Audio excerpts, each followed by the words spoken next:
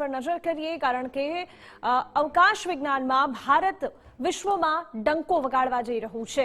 14 જુલાઈ 2023ના રોજ ફરી એક વખત ઇસરો ઇતિહાસ રચવા જઈ રહ્યું છે। 14 જુલાઈએ ઇસરો ચંદ્રયાન 3 ને લોન્ચ કરશે। શ્રીહરિકોટાથી બપોરે 2:35 કલાકે ચંદ્રયાન 3 ને લોન્ચ કરવામાં આવશે। ઇસરોની સફળતામાં વધુ એક યશકલગી ઉમેરવાના જઈ રહી છે ત્યારે ચંદ્રયાન 3નું રિહર્સલ પણ સફળતાપૂર્વક પૂર્ણ કરી લેવામાં આવ્યું છે। 24 કલાક સુધી ચંદ્રયાન 3નું રિહર્સલ ચાલ્યું હતું। ઇસરોનો આ ડ્રીમ પ્રોજેક્ટ છે મિશન ચંદ્રયાન 3 અને ચંદ્રયાન 3ને ચંદ્રના દક્ષિણ ધ્રુવ પર ઉતારવાનું આયોજન છે કે જ્યાં કોઈ પણ પ્રકારની લાઇટ નથી પહોંચતી। ચંદ્રનો એક ભાગ કે જે હંમેશા પૃથ્વી તરફ રહે છે તે તરફ રોશની પહોંચે છે પરંતુ જે પાછળનો ભાગ છે કે જેને દક્ષિણ ધ્રુવ માનવામાં આવે છે ત્યાં અત્યાર સુધી ક્યારેય પ્રકાશ નથી પહોંચ્યો અને ત્યાં પ્રકાશ નથી પહોંચ્યો એટલા જ માટે ત્યાં વાતાવરણ પણ એટલું જ ઠંડુ છે અને આ જ વાતાવરણમાં પહોંચવાનું કામ ઇસરો કરી રહ્યું છે। ચંદ્રયાન 3ને ત્યાં મોકલીને ચંદ્રયાન 2 જ્યારે મોકલવામાં આવ્યું હતું એ પરિસ્થિતિ આપણે જોઈ હતી। એ સપનું અધૂરું રહી ચૂક્યું હતું પરંતુ હવે આ સપનું ફરી એક વખત પૂર્ણ કરવા જઈ રહ્યું છે ઇસરો અને ચંદ્રયાન 3 મારફતે ચંદ્ર પર પહોંચવા માટે ચોથો દેશ બનવા જઈ રહ્યો છે ભારત। આ સાથે ચંદ્રયાન 3માં પણ અનેક વિશેષતાઓ છે। ચંદ્રયાન 2માંથી અનેક વસ્તુઓ શીખીને ચંદ્રયાન 3માં અનેક ફેરફાર પણ કરવામાં આવ્યા છે અને આ ચંદ્રયાન 3માં જે ફેરફારો કરવામાં આવ્યા છે તેને લઈને હવે જે આશા છે એ પૂરેપૂરી બંધાયેલી છે કે આ મિશન છે તે ખૂબ સારી રીતે અને સક્સેસફુલ જશે કારણ કે ચંદ્રયાન 3માં ઘણા બધા ચેન્જીસ કરવામાં આવ્યા છે જેના કારણે ચંદ્રયાન 2નું સપનું પૂરું નહોતું થઈ શક્યું। એ તમામ ફેરફારો એ તમામ ક્ષતિઓ જે ચંદ્રયાન 2માં રહી ચૂકી હતી એ તમામ ક્ષતિઓને માત્ર 4 વર્ષમાં દૂર કરીને ફરી એક વખત ઇસરો એ ઉડાન ભરવા જઈ રહ્યું છે। એ યશકલગી પોતાના નામ કરવા જઈ રહ્યું છે ચંદ્રયાન 3ના રૂપે અને આ ચંદ્રયાન 3 જ્યારે ચંદ્ર સુધી પહોંચશે ત્યારે એ એક ઇતિહાસ પણ રહેશે અને ભારત ચંદ્ર પર પહોંચનાર ચોથો દેશ પણ બની જશે।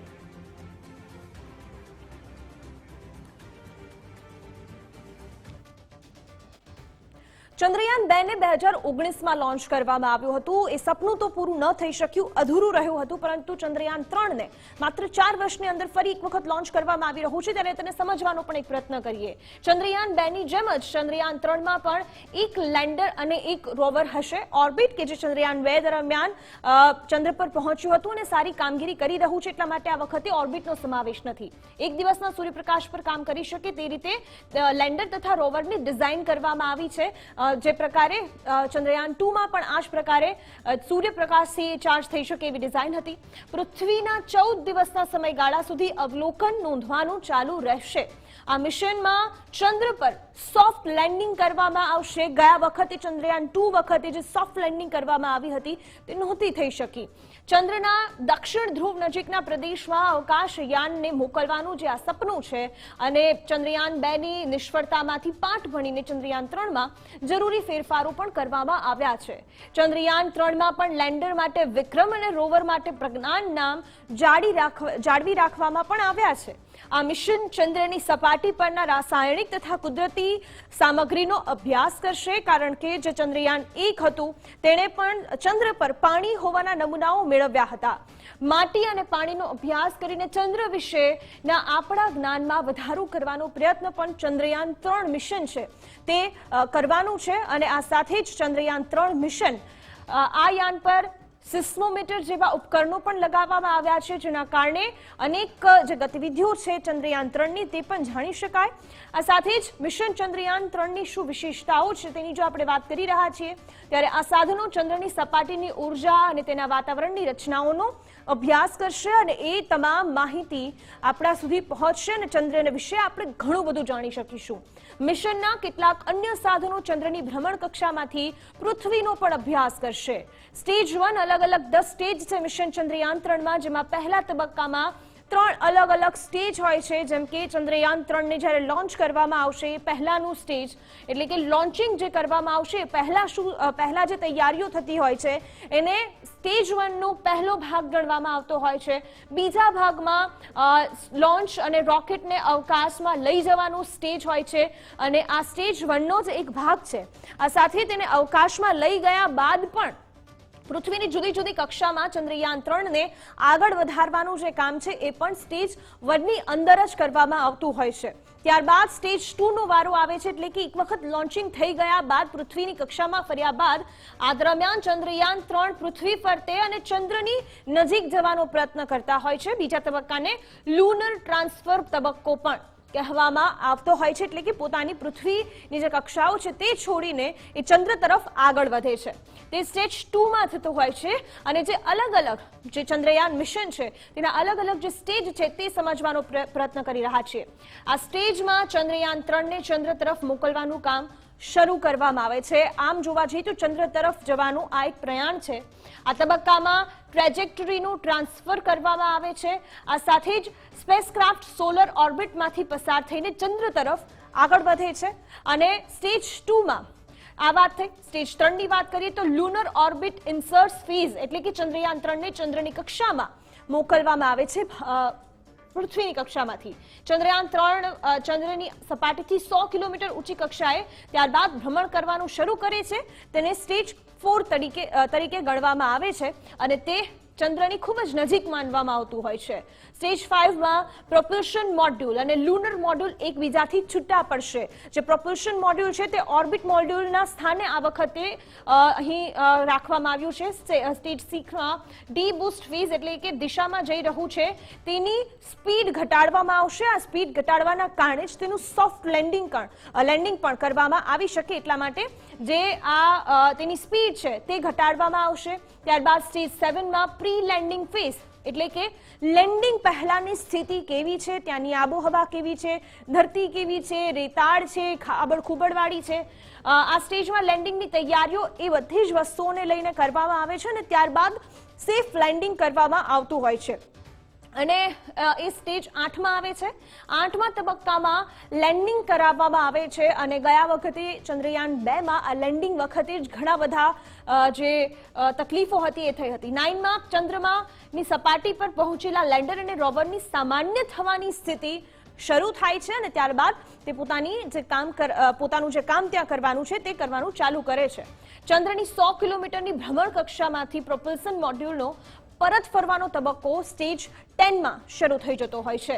હવે મોડ્યુલના 3 ભાગ છે તેની પણ વાત કરી લઈએ. પ્રોપલ્શન મોડ્યુલ આ એક સ્પેસશિપને ઉડાડવા માટેનો ભાગ છે. સાથે જ આપણે વાત કરીએ લેન્ડ મોડ્યુલ્સ, કે આ શિપને ચંદ્રમામાં ઉતારવામાં આવનારો ભાગ છે જે ચંદ્રમા પર ઉતરવાનો છે. ત્યારબાદ રોવરની વાત કરીએ. આ ચંદ્રમાની આસપાસ ફરવામાં અને તેની માહિતી એકઠી કરવાનો ભાગ ભજવે છે, એટલે કે ત્યાં હલનચલન પણ તે કરી શકતું હોય છે. ચંદ્રયાન 2 કરતા આધુનિક છે આ ચંદ્રયાન 3. ઘણી બધી લૂફ પોઈન્ટ્સ જે ચંદ્રયાન 2 માં રહી ચૂક્યા હતા તેને બદલવામાં આવ્યા છે. નવા ચંદ્રયાન 3 માં કુલ 3 એન્જિન હશે. આ 3 અલગ અલગ એન્જિન છે તે જ આ ચંદ્રયાન 3 માટે કામ કરશે. તેમાં લગભગ 80% ભાગ મુંબઈમાં બનાવવામાં આવ્યો હોવાની માહિતી હાલ સામે આવી છે. મુંબઈના જે વિસ્તારો છે ત્યાં આ બનાવવામાં આવ્યું છે. ખાસ કરીને તમામ એન્જિનના પાર્ટ્સ મુંબઈના ગોદરેજ એરોસ્પેસ મેન્યુફેક્ચરિંગ પ્લાન્ટમાં જ રખાયા હોવાની પણ જાણકારી છે. 2 દિવસમાં તેને લોન્ચ પણ કરવામાં આવનાર છે. આ સ્પેસક્રાફ્ટમાં લાગેલું એન્જિન 90% સ્વદેશી છે. આત્મનિર્ભર ભારતના અંતર્ગત આ ચંદ્રયાન 3 ને પણ બનાવવામાં આવ્યું છે. અવકાશયાન લોન્ચ વ્હીકલ માર્ક 3 દ્વારા તેને લોન્ચ કરવામાં આવશે. લેન્ડિંગમાં સમસ્યા સર્જાય તો ચંદ્રયાન 3ની લેન્ડિંગની જગ્યા પણ બદલી શકાય તેવી ક્ષમતા પણ ચંદ્રયાન 3 ધરાવે છે. વૈકલ્પિક સ્થાન પર અવરજવર માટે વધારે બળતણ અને ક્ષમતા તેને પ્રદાન કરવામાં આવી છે.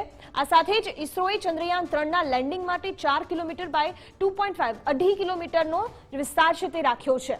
ચંદ્રયાનના લેન્ડિંગ માટે દક્ષિણ ધ્રુવની નજીક એક ચોક્કસ પોઈન્ટને પસંદ કરવામાં આવ્યો છે કે જ્યાં આસાનીથી લેન્ડિંગ થઈ શકે. ચંદ્રયાન 3 મિશનમાં ચંદ્ર પર અભ્યાસ કરવાના વૈજ્ઞાનિક સાધનો પણ છે, જેના દ્વારા ત્યાં શું સ્થિતિ છે તે જાણી શકાશે. ધરતીકંપ, ચંદ્ર રેગોલિથ, ચંદ્રની સપાટીનો પણ અભ્યાસ આ તમામ ઉપકરણો છે તે કરવાના છે. ચંદ્રના પર્યાવરણ અને મૂળ રચનાનો અભ્યાસ પણ કરવામાં આવશે અને ત્યાં જીવન શક્ય છે કે કેમ તેની પણ તપાસ થશે. ચંદ્રયાન 3 ઇસરોનો ન માત્ર ઇસરોનો પરંતુ એ ભારતનો પણ ડ્રીમ પ્રોજેક્ટ છે જે અધૂરો રહી ચૂક્યો છે. અવકાશની દુનિયામાં ભારત એક નવો જ ઇતિહાસ રચવા જઈ રહ્યો છે. આ સાથે 14 જુલાઈ બપોરે 2:35 કલાકે ચંદ્રયાન 3 લોન્ચ થવાનું છે અને આ લોન્ચ જ્યારે થશે ત્યારે સમગ્ર ભારતની નજર ત્યાં હશે.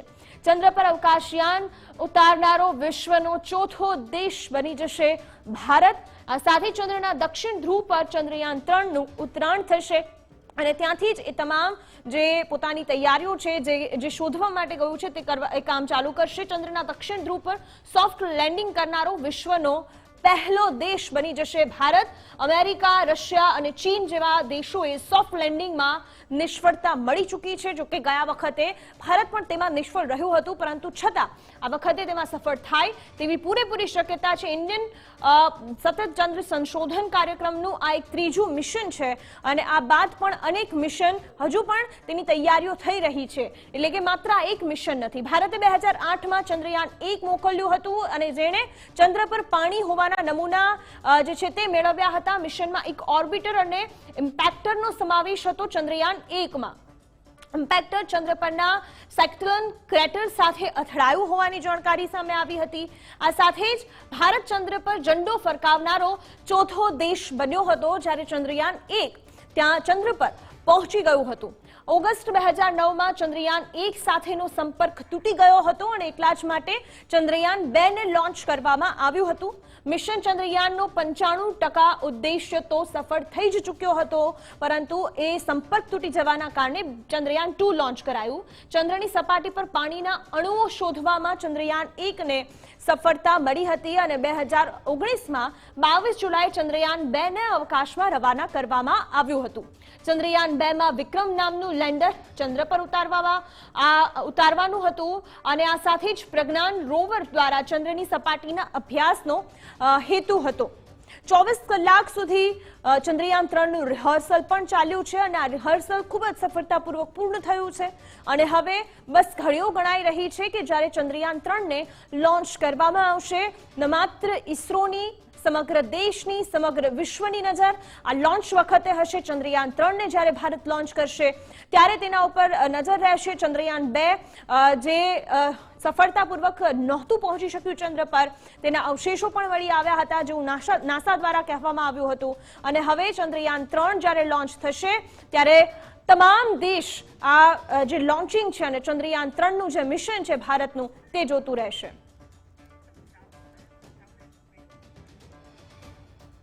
અને સિનિયર સાયન્ટિસ્ટ નરોત્તમ શાહે શું કહ્યું હતું તે પણ સાંભળીએ.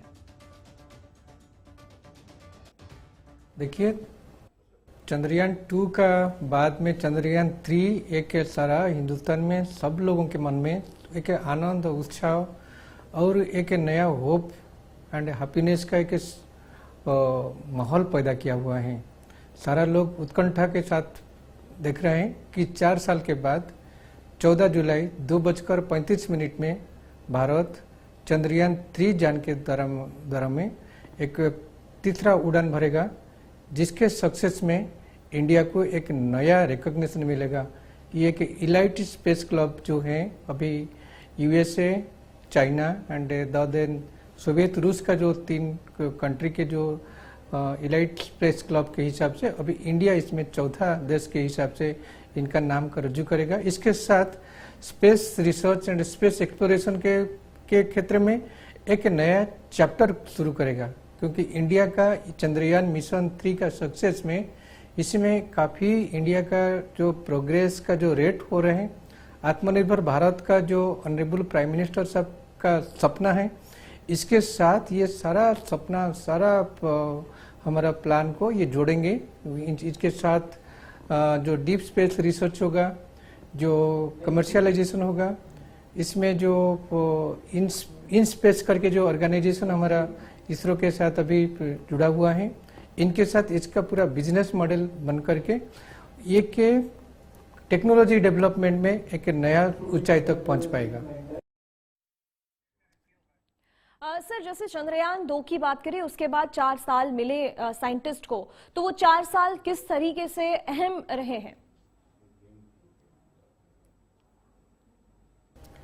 देखिए, चंद्रयान 2 एक टेक्नोलॉजिकल डेवलपमेंट डेमोन्स्ट्रेशन था. इसमें हम लोगों का काफ़ी ऑलमोस्ट 99% आप बता सकते तो हम लोग को सक्सेस शुरू किया हुआ था. हमारा लैंडर जा करके पहुंच पा गया था. कुछ मीटर के डिफरेंस में हमारा कम्युनिकेशन फेल हो गया, हमारा ये नहीं हुआ। But thanks to our ISRO scientist for their very meticulous planning and इनके परसिवरेंस, इनका जो सिंसियरिटी एंड इनका जो फॉलोअप एक्शन के लेने के बाद वो सारा इनका जो प्रॉब्लम था, जो जिस कारण में इनका हमारा लास्ट मोमेंट तक हमारा कम्युनिकेशन में कुछ गैप हुआ, तो इसको सारा को स्टडी करके चंद्रयान 3 अभी सारा प्रॉब्लम, सारा चैलेंज को ऊपर ले करके अभी एक कंप्लीट होप तरीके से ये रेडी है। इनफैक्ट हम लोग अभी मालूम पड़ा कि ये जो इसरो के साइंटिस्ट के द्वारा इनके दौरान में, तो अभी इनका जो 24 आवर प्री रिहर्सल, प्री डिपैरेचर जो रिहर्सल था वो भी सक्सेसफुल भी हो गया है। तो इसमें अभी हम लोग चाहते हैं कि will be reaching the moon soon. Sir, Chandrayaan 3 के लैंडर में 2 अलग अलग सेंसर लगाए गए हैं, उससे क्या फायदा होगा? देखिए, हमारा जो चंद्रयान का ऊपर में जो हमारा चंद्रयान 3 का जो पेलोड के लैंडर होगा, इसमें 2 चीजें हैं, एक लैंडर है, एक रोवर है। रोवर का ऊपर में लैंडर रहेगा। ये इनका एक सॉफ्ट लैंडिंग होगा। सॉफ्ट लैंडिंग का अर्थ ऐसा होता है कि ये पूरा 100 चंद्रमा का पृष्ठ के अंदर में पहुंच करके वो धीरे धीरे इनका जो स्पीड को कंट्रोल करा जा करके बहुत ही स्पीड के आकर के इनके जो डेजिग्नेटेड स्पेस रखा हुआ है, तो वहां पे एक सॉफ्ट लैंड करेगा, जिसके ऊपर में वो लैंडर पहुंच जाएगा, ग्राउंड में ग्राउंडेड हो जाएगा। इसमें कोई ऐसा ब्रेकडाउन नहीं होगा, so that it would be instantly इनका फंक्शनिंग शुरू करेगा, इनका कम्युनिकेशन प्रोसेस स्टार्ट हो जाएगा। वहां से फिर इनका सैटेलाइट को फिर वो ये कम्युनिकेशन होगा एंड उससे कम्युनिकेशन फिर हमारा अर्थ स्टेशन हो जाएगा एंड फिर हम लोग इससे हमको कनेक्ट हो पाएंगे। तो ये जो सब लैंडिंग है, इसका प्लानिंग इनको कोई कितने बार इनको रिहर्सल करके अभी चंद्रयान 3 का मॉड्यूल को तैयार किया गया हुआ है एंड 24 आवर के अंदर में भी इनका भी काफी रिहर्सल होकर के इनको दिखा गया है कि कैसे लैंड करेगा, लैंडिंग के टाइम में क्या क्या चैलेंजेस होगा, जो हम लोग को 2017 में हम लोगों को महसूस किया हुआ था। इनको पूरा सारा को ध्यान दे करके I think now Chandrayaan 3 is a foolproof model and taking the India to the lead. Sir, Chandrayaan 2 से कैसे अलग है चंद्रयान 3? सी देखिए, ये तो काफी टेक्निकल चीज होता है, बट फॉर सारा जनता के लिए जो हम लोग को लैंग्वेज में, इस लैंग्वेज में बताएंगे कि चंद्रयान 2 में जो हमारा टेक्नोलॉजिकल जो डेमोन्स्ट्रेशन हुआ था, वो 99% जितना हमारा सक्सेस हुआ था।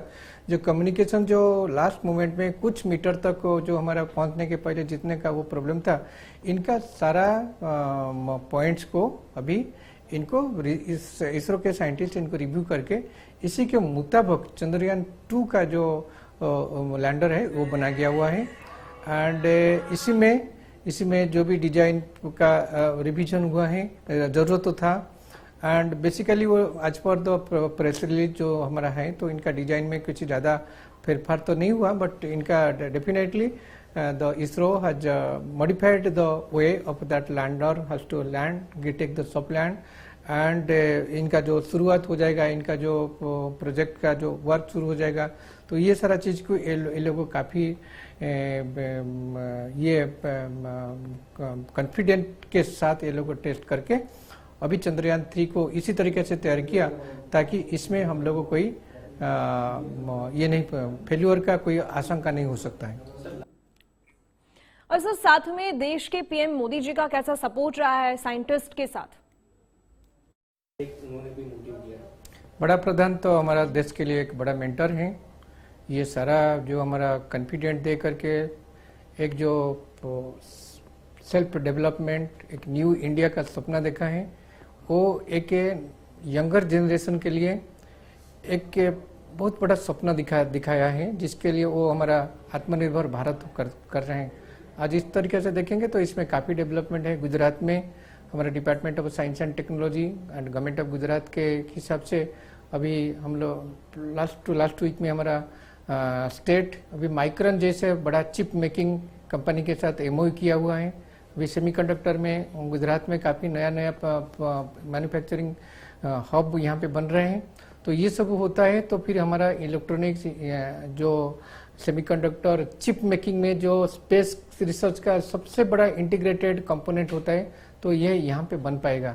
एंड यहाँ पे बन पाएगा तो फिर हमारा जो यंगर जनरेशन है, जो यंग साइंटिस्ट है, टेक्नोलॉजी क्राफ्ट है, जो स्टार्टअप्स है, इनके लिए एक रास्ता बन जाएगा, इनका जर्नी एक इजी जर्नी हो जाएगा, ताकि ये लोग जो सपना देख सकते हैं इसी को बना सकते हैं एंड इसी तरीका तक वो स्टार तक पहुंचने तक इनका